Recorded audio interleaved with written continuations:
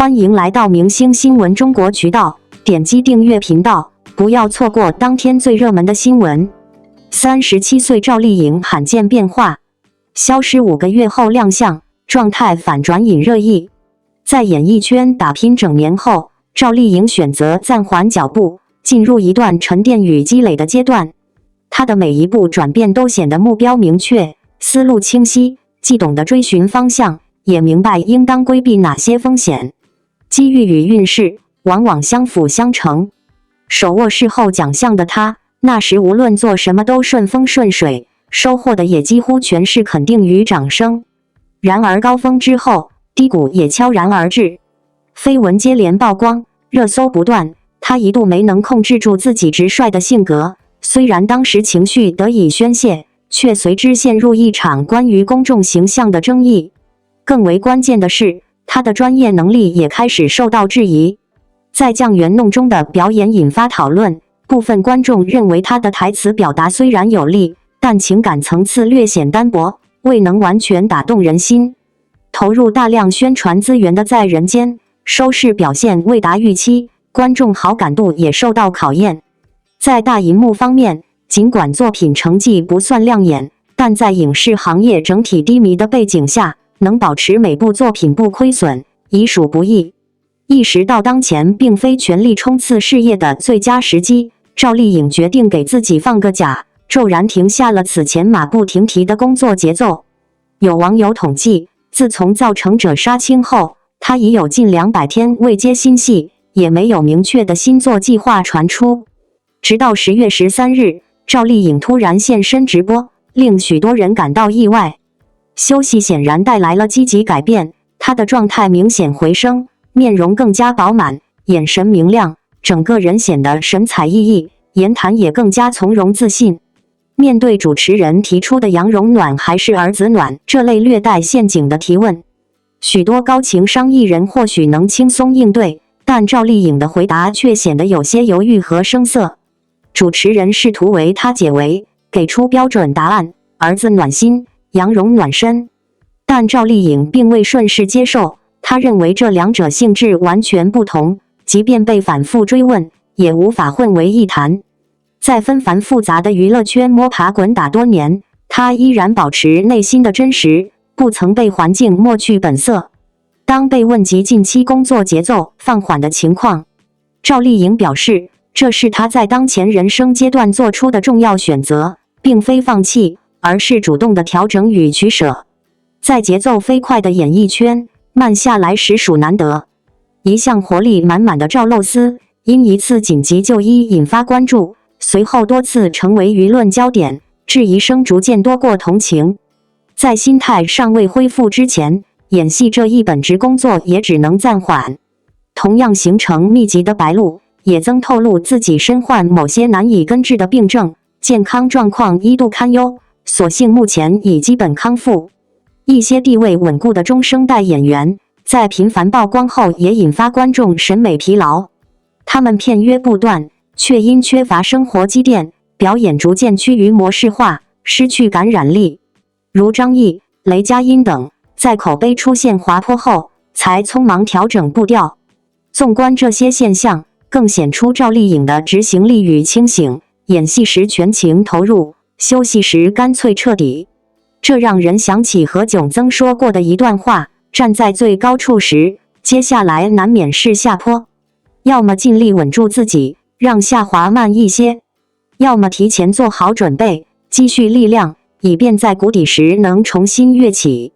双引号，赵丽颖正是既在努力稳住自己，也在默默积累，只为下一次出发时能走得更稳、更远。从草根阶层一路奋斗而来，她的事业心比许多人更加坚定。天赋与勤奋似乎是她不断突破的秘诀，但同样不可或缺的是她审时度势的理性。早年与陈晓的感情中，对方虽频频示好，态度却不够坚决。赵丽颖并未被表面热情迷惑，始终清醒以对。面对媒体追问，她也明确表示态度应由男方表态。后来与家境优渥的冯绍峰结婚，本可安心享受家庭生活，但她产后不久便迅速复出。或许冯绍峰未能完全理解，赵丽颖从来不是甘于依附他人的类型。她出身优越，成长顺遂，遇到挫折时常向赵丽颖倾诉情绪，而她则冷静以对，甚至在她情绪平复后提醒她去看看孩子。行动先于言语，行动胜于言语。她的理性虽未维系住婚姻，却让事业方向始终清晰。这一次，赵丽颖主动暂停工作，也并非随意决定，时机把握得恰到好处。目前她尚有一部待播剧《造成者》，该剧是备受关注的重点项目，讲述父辈建设城市的奋斗历程，是一部属于劳动人民的史诗，也是当前国产剧中较为稀缺的题材。当前国剧发展面临挑战，广电总台甚至在全平台开设名为振兴国剧的账号，彰显推动行业复苏的决心。而首部由其亲自宣发的作品，正是赵丽颖主演的《造成者》。作为备受瞩目的重点项目，该剧开播之际，很可能成为赵丽颖强势回归的标志。37岁的赵丽颖，在消失了整整5个月之后，再次出现在公众视野中。这一次，她的变化迅速引发了热议。有人注意到她似乎圆润了一些，有人说她的面相变得不一样了，也有人忍不住感叹，好像和以前不太一样了。短短几张画面，几秒钟的曝光，再一次把她推上了讨论中心。但如果我们真的把目光放慢、放深，就会发现，这样的变化其实一点都不意外，甚至可以说是一种必然。过去很长一段时间里，赵丽颖给大众留下的印象是拼瘦狠。为了角色，她可以长期高强度拍摄；为了状态，她对自己极其克制。镜头前的她几乎从不允许自己有一丝松懈。那样的状态固然耀眼，却也让人忽略了一个事实：她首先是一个真实生活中的人，其次才是被镜头注视的演员。这5个月的消失，与其说是离开，不如说是退后一步。退后不是为了逃避，而是为了调整。当一个人长期处在高强度的曝光和工作中，身体与心理都会发出信号，而真正成熟的人会选择倾听这些信号。赵丽颖的这段时间更像是在为自己回血，所以当她再次出现时，状态的变化并不意味着失控，反而是一种松弛。那种松弛不是放纵，而是不再用力对抗时间，不再强行维持某种单一标准。她的脸不再只有紧绷的线条，多了一点柔和。她的状态不再追求极致纤细，而更接近一个自然、健康的成年人。这种变化恰恰说明她正在和自己达成新的平衡。很多讨论集中在面相变了这几个字上，但所谓的变，真的只是变老或变胖吗？或许更准确的说法是，她的气质在变化。从早年的紧绷、用力，到如今的沉稳、内敛，这是一个演员在经历过足够多之后才会出现的转变。眼神里的东西已经不再是急于证明，而是心中有数。事实上，娱乐圈对女演员的要求一直都极其苛刻，年纪、身材、状态都会被无限放大。而赵丽颖这次引发的讨论本身也折射出一种集体焦虑。我们似乎习惯用是否符合审美预期来评判一个女演员，却很少去问她是否活得健康、自在、清醒。从职业角度来看，赵丽颖的状态反转并没有影响她的专业度。相反，业内对她的评价依然稳定，项目邀约依旧存在，主流平台对她的信任并未动摇。这说明什么？说明真正决定一个演员位置的，从来不是一时的外形变化，而是长期积累的能力、态度和口碑。她已经不需要靠瘦到极致来证明自律，也不需要靠随时在线来证明价值。她的底气来自多年的作品积累，来自一次次被验证的专业表现。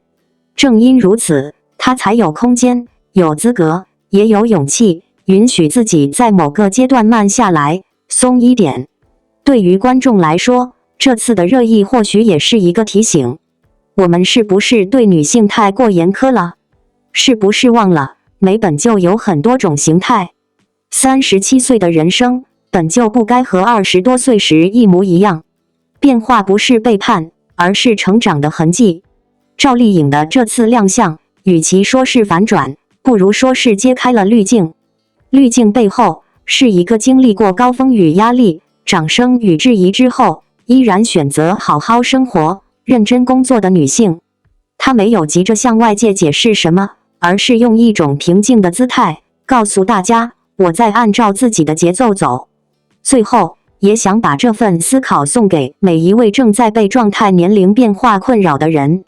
你不需要永远维持某个版本的自己，更不需要为自然的变化感到羞愧。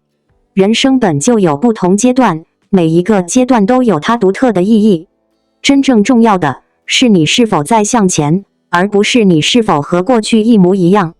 就像现在的赵丽颖一样，她或许不再是某些人记忆中最标准的模样，但她正在成为一个更完整、更真实、更松弛的自己。而这何尝不是一种更高级的状态？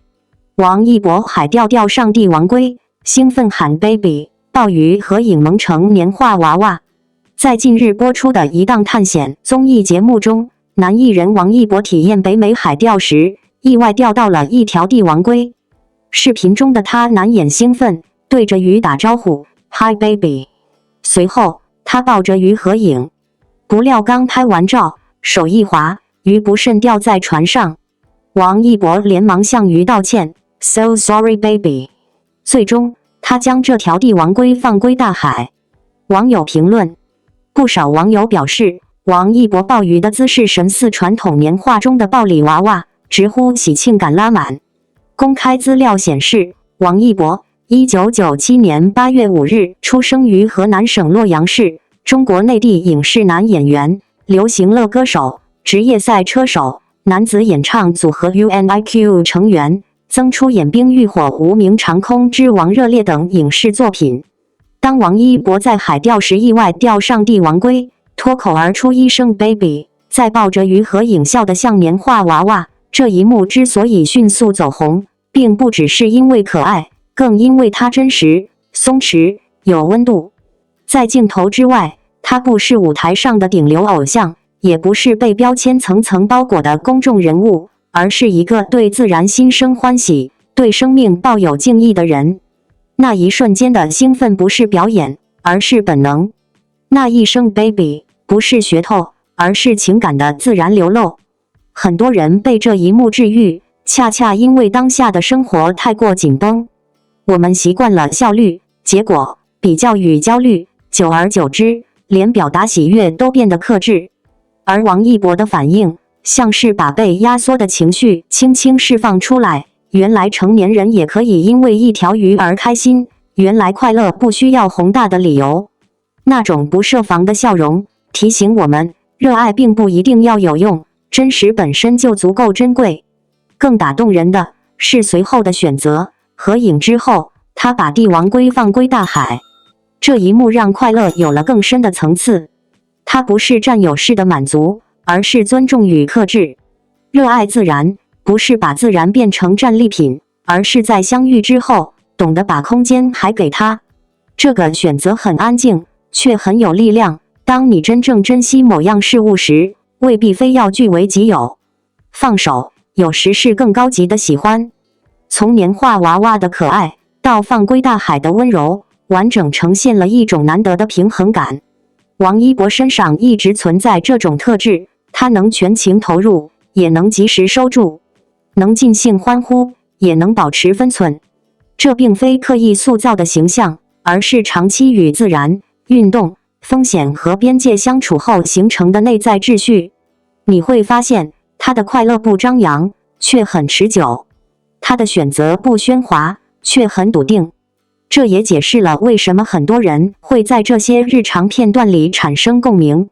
我们并不缺轰轰烈烈的故事，缺的是被允许的松弛感。被允许为小事开心，被允许在自然面前示弱，被允许把热爱还给热爱本身。那一刻的王一博，没有任务，没有对抗，没有证明，只有人与世界的短暂相逢。这种纯粹，正是现代生活里最稀缺的部分。再往深处看，这个片段也在悄悄讨论人与自然的关系。海钓不是征服，放归不是表演，它们共同指向一种态度：参与而不掠夺，靠近而不伤害。这样的态度来自长期的自我要求，也来自对世界的敬畏。当我们学会把得到与归还放在同一条时间线上，快乐就不再以消耗为代价。写到这里，也想把这份轻盈送给屏幕前的你。或许你的生活没有海风与钓竿，但你一定有属于自己的小确幸。也许是一杯热咖啡，一段散步，一首老歌，一次久违的好睡眠。请允许自己为这些小事开心，也请在开心之后，记得对世界温柔一点。不是每一次拥有都要留下痕迹，有些相遇，完成再告别。愿你在忙碌中保留感受快乐的能力，在热爱里学会克制与尊重。愿你能像他那样，在尽兴之后懂得放手，在欢笑之后保持清醒。世界很大，生命很美，愿我们都能在恰当的距离里真诚地靠近，然后把美好留在原本该在的地方。感谢您观看视频。如果您觉得本时事通讯有用，请不要忘记点赞、评论和订阅。祝您生活愉快，充满活力。再见。